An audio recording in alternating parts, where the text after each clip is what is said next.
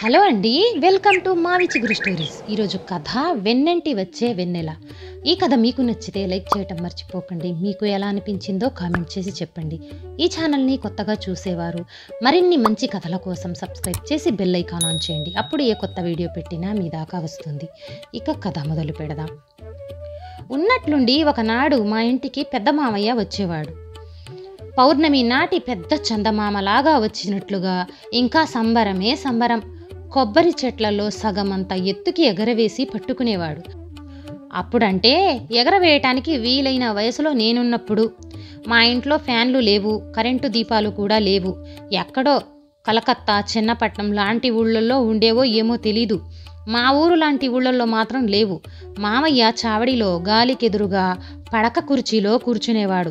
తాటాకు విసనకర్రతో విసురుకుంటూ మామయ్య అమ్మ మాట్లాడుకునే మాటలు, మామయ్య నాన్నగారు ముచ్చటించుకునే విషయాలు, ఇంటికి పెద్ద దిక్కు అయిన మా అమ్మగారు మామయ్యతో ప్రస్తావించే కుశలాదికాలు అన్నీ బాగానే ఉండేవి, వేరువేరు రుచులతో.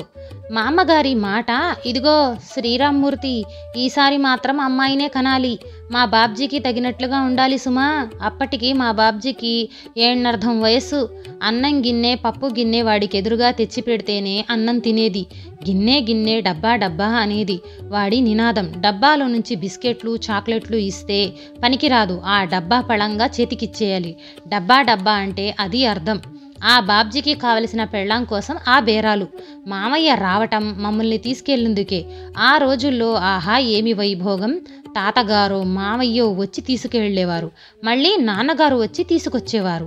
బండెక్కు అంటే ఎక్కటం, రైలెక్కు అంటే ఎక్కటం, దిగు అంటే దిగడం, బట్టలు సర్దుకొని పిల్లల్ని సవరించుకోవడంతోనే ఆడవాళ్లు అలసిపోవటం. 7 మల్లె పువ్వులెత్తు వంటి సకుమార్యం. రమ్మంటే వచ్చి వాలే సిగ్గు దొంతర్లు. పిలుస్తారేమోనని ఉరకటానికి సిద్ధంగా ఉండే కాటుక కళ్ళల్లోని నీలాంబుదాలు. పుట్టిల్లు అత్తిల్లు మధ్య వస్తూ పోతూ పెద్దవారి కాళ్ళు కళ్ళకద్దుకోవటం, కన్నీళ్లు పెట్టుకోవటం, పసుపు రాయించుకొని బొట్టు పెట్టించుకొని కడుపు చలవకి పెట్టే ఒడిగంటు చలివిడిని సవరించుకుంటూ ఆ జీవితము అందమైనదే. మా తాతగారిది జమీందారీ కుటుంబం. వాళ్లది పొన్నంపల్లి అగ్రహారం. వారు పొన్నంపల్లి వారు. ఆ అగ్రహారం వారికి ఇనాంగా వచ్చింది. అందులో 18 పాలేళ్ళు ఉన్నాయట. నాకు తెలిసింది మాత్రం ఒకే ఒక వీధి అంటే ఇలాంటి వీధి కాదు, జాతీయ రహదారి. ఒకవైపు చెన్నపట్టణము, మరోవైపు కలకత్తా. మా తాతగారి ఊరికి ముందున్న ఊరు చెరుకుపల్లి, తర్వాత వచ్చే ఊరు గుళ్ళపల్లి. మా ఊరు నర్సాపురం. చారిత్రాత్మకమైన ఊరు. రైల్వే స్టేషను, బస్టాండు, లాంచీల రేవు, అన్ని ప్రయాణ సాధనాలు ఉండేవి నా చిన్నతనంలో కూడా. ఇంకా టేలరు దొరగారి పేరిట ఉన్న టేలరు హై స్కూలు 100 ఏళ్ల చరిత్ర గలది. చుట్టుపట్ల ఉన్న ఎన్నో ఊళ్ళకి అదొక్కటే ఉన్నత పాఠశాల. బారిస్టరు పార్వతీశం ఆయన్ను సృష్టించిన మొక్కపాటి వారు చదువుకున్నది అక్కడే. మా నాన్నగారు బాబయ్య చదువుకున్నది కూడా అక్కడే. వాళ్ళకి చదువు చెప్పిన మాస్టర్లలో కొందరు మాకు కూడా చెప్పారు. మరి మా తాతగారింటికి వెళ్ళాలంటే పెద్ద హోల్డాల్ ఒకటి తప్పనిసరిగా పట్టుకునేవారం. 90 మైళ్ళ దూరం వెళ్ళటానికి 50 గంటలు కనీసం పట్టేది. అప్పుడు రిజర్వేషన్లు లేవు. రైళ్లల్లో అసలు ఆ పద్ధతే ఉండేది కాదు. 3-4 చోట్ల రైళ్లు మారవలసి వచ్చేది. మారిన చోటల్లా ఎక్కాల్సిన రైలు కోసం 6-7 గంటలు వేచి ఉండాలి. ఒక్కొక్కప్పుడు అది రాత్రివేళ అయ్యేది. అటువంటి సమయాల్లో ఆ హోల్డర్లు విప్పుకొని అందులో నుంచి బొంతలు దుప్పట్లు ప్లాట్ఫామ్ మీద పరుచుకొని పడుకునేవాళ్ళం. నిద్రగన్నేరు చెట్లు, ప్రయాణికుల రద్దీ, సరి అయిన భోజనం లేకపోయినా కడుపు నిండా తాతగారింటికి వెళ్తున్నామన్న సంబరము. ఆ పడక మరి అట్లాంటిది. వాహనాలు మారుతూ చివరిగా పొన్నూరులో దిగి రేపల్లి వెళ్లే బస్సు ఎక్కిన తర్వాత అప్పుడు అనుకోవాలి అమ్మయ్యా అని. ఆ పొన్నూరు బస్సు ఎక్కటం గొప్ప ఫీటు. రబ్బరు ఇలాస్టిక్ లాగా సాగుతుందనుకుంటా. పొన్నూరు బస్సులు కూడా ఇలాస్టిక్ లాగా ఉండేవి. ఆ రోజుల్లో చూస్తూ ఉండగా 50 మంది పట్టే బస్సు 150 మందిని ఎక్కించుకొని నిండు చూలాలిలాగా కదిలిపోయేది. బస్సులు తక్కువగా ఉండటం వల్ల అలాంటి ప్రత్యేక పదార్థంతో తయారు చేశారనుకుంటాను. బస్సు ఆగేది మా తాతగారి ఇంటి ముందరే. ఇల్లు వస్తుందా అనుకుంటూ కిటికీలంటూ ఏమన్నా కనిపిస్తుందంటే అందులో నుంచి చూసే ప్రయత్నంలో మెడ రకరకాలుగా నిక్కించుకొని చూస్తూ ఆ చెరుకుపల్లి వచ్చేసింది అనుకుంటూ ఉంటే దాంతోపాటు నేను కూడా అని ఆకలి కూడా ముందుకొచ్చేది. ఆ తర్వాత నాగారమ్మ దిబ్బ, 2 నిమిషాల తర్వాత మా తాతగారింటికి అవతలి దొడ్డి కంచే కనపడేది. ఇంకో అరఫర్లాంగు తర్వాత కండక్టర్ గావుకేక వినపడేది, రామయ్య గారింటి స్టాపు అని. అప్పటికి అరుగుల మీద అమ్మమ్మ, తాతగారు, చిన్నమామయ్య, పెద్దత్తయ్య, సరోజా వదిన, కామేశ్వరి వదిన, జయప్రద, అచ్యుతం, ఇంటి అరుగున సీతమ్మ, పొరుగింటి భ్రమరాంబ, అక్కాయమ్మ అమ్మ, పాపక్క, స్వర్ణం అందరినీ చూసి కండక్టర్ గౌకేక పులికేక పెట్టడం ఏం చేస్తాడు? అసలు ఆ బస్సులో మేమున్నట్లు వాళ్ళకెలా తెలిసింది? అలా కేకలేస్తూ చేతులూపుతున్నారు. అప్పుడు అర్థమవలేదు ప్రతి బస్సుకు అలాంటి స్వాగతమే ఎదురయ్యేదని. పెట్టెలు, బుట్టలు, హోల్డాలు రోడ్డు పక్కన దింపేసి బస్సు పరిగెత్తుకుపోయేది. అమ్మని మాతో సహా దగ్గరికి తీసుకుని అమ్మమ్మ లోపలికి తీసుకువెళ్ళిపోయేది. రవ్వంత ఆవు పేడతో దిష్టి తీసి వీధి గుమ్మం పక్కన గోలెంలోని నీటితో కాళ్ళు కళ్ళు తుడిచేసి అన్ని రోజులు ప్రయాణ బడికల హుష్ కాకి అనేది. ప్రయాణం అంతా తాతగారింటికి చేరిన తర్వాత అది అమ్మమ్మ ఇల్లు. మా అమ్మమ్మ ఇంకో సెట్టు పిల్లలకి నాయనమ్మ కదా. మేం వచ్చే వరకు మీకోసం ఎదురు చూసిన వదినలు, బావలు వచ్చిన తర్వాత మా మీద గూఢాచారులైపోయేవారు. వాళ్ళ నాయనమ్మలో మా అమ్మమ్మ పాలు ఎక్కువైపోతుందని రోజు ఎదురుగా ఉండరు కదా. వీళ్ళని కాస్త ఎక్కువ ముద్దు చేద్దామనుకున్నా ఆవిడకు కుదిరేది కాదు. పిల్లలకి కావలసింది ముద్దు కాదు, తోటి వాళ్లకంటే ఎక్కువ ముద్దు. అంతంత ముద్దుల ఊటలు నిండి ఉండటానికి ఆవిడ ఏం తినేదో ఏం తాగేదో అడిగి ఉండాల్సింది. అడగనే లేదు. నేను ఒకనాటికి అమ్మమ్మ అవుతానన్న ఆలోచన చొరపడి ఆ ప్రపంచమది. అలాగే ఆవిడ కొప్పు లాంటి చక్కని తీరువైన కొప్పు ఎలా ముడుచుకోవాలో అది నేర్చుకోనే లేదు.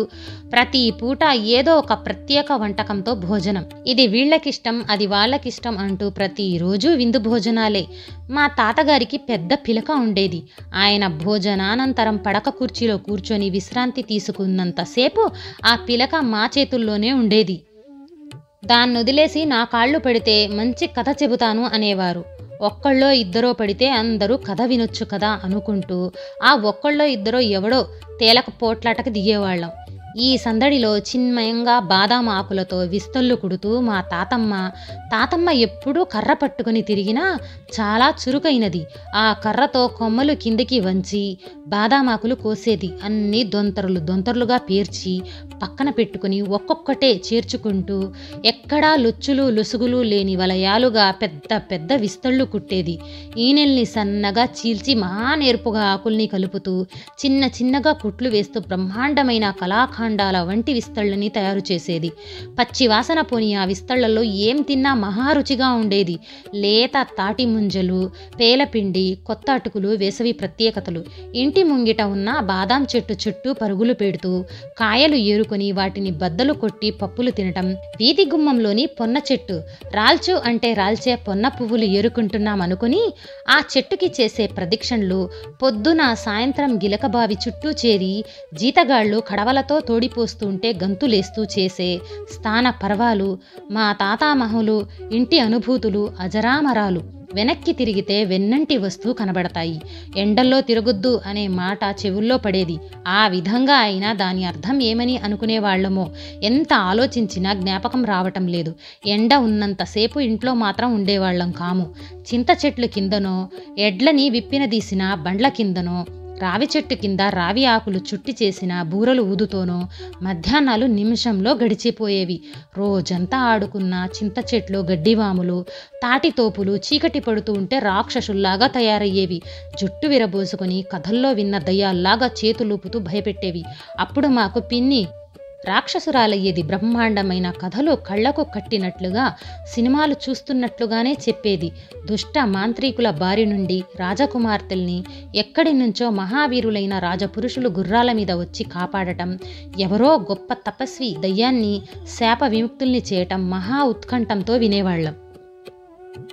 పిన్నికి చుట్టూ వార కూర్చున్నా దగ్గరగా కూర్చోవాలన్న తాపత్రయం ఎవరికి మటుకు వాళ్లకే.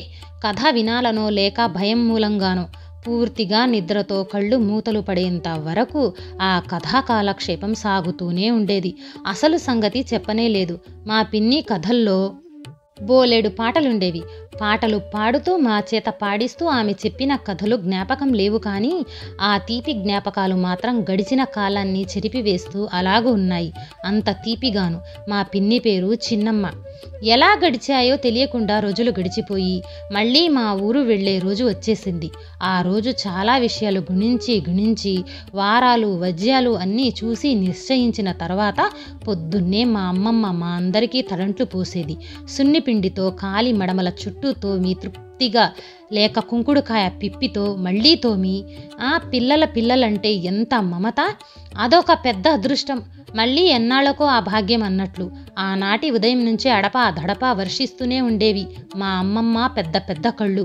పాయసాన్నంతో భోజనం, తర్వాత చలిమిడి చేసేది. మంచి సమయంలో బయలుదేరేందుకు తాతగారు తొందర పెట్టే ప్రయత్నం చేద్దామని. అయితే ఆ ప్రయత్నంలో వేడి ఉండేది కాదు. బయట నుంచొని పొన్నూరు బస్సు ఆపరా అని రత్తయ్యతో చెప్పిన తర్వాత అప్పుడు అమ్మమ్మ పళ్ళెంలో పసుపు కలిపి తన కాళ్ళకి రాసుకొని అమ్మ కాళ్ళకి రాసేది. తర్వాత అత్తకిచ్చేది అందరికీ రాయమని. కొత్త చీర రవిక పైకి తీసి పసుపు పెట్టి అమ్మకిచ్చి కట్టుకుని వచ్చిన తర్వాత ఆ కొంగులో ఇంత చలివిడి పసుపు కొమ్ము పెట్టి మడిపించి మళ్ళీ వేరే సంచిలో పెట్టి ఇచ్చేది. కాస్త దూరం నుంచి చూసే రత్తయ్య ఈ ఘట్టంలో బయటకి కదిలేవాడు. బస్సు ఆపటానికి ఇంకో జీతగాడు సారయ్య పెట్టెలు సంచీలు హోల్డాలు అరుగు మీద పెట్టిన తర్వాత ఇక బయలుదేరిపోయినట్లే లెక్క. పెద్దవాళ్ళందరికీ పాద నమస్కారాలు, పిల్లకాయలందరికీ దగ్గరికి తీసుకుని వీడుకోలు, పాటలు అన్నీ అయ్యి మళ్ళీ 6 నెలల తర్వాత వస్తాంగా అని సమాధాన పడుతూ బస్సెక్కితే పాపం దానికి కష్టంగానే ఉండేది. మా మనసుల బరువుని మోసుకొని ముందుకు నడిచేది పరిగెత్తుదామని ఉన్నప్పటికీ. ఈ కథ నచ్చితే లైక్ షేర్ చేసి తప్పకుండా సబ్స్క్రైబ్ చేయండి.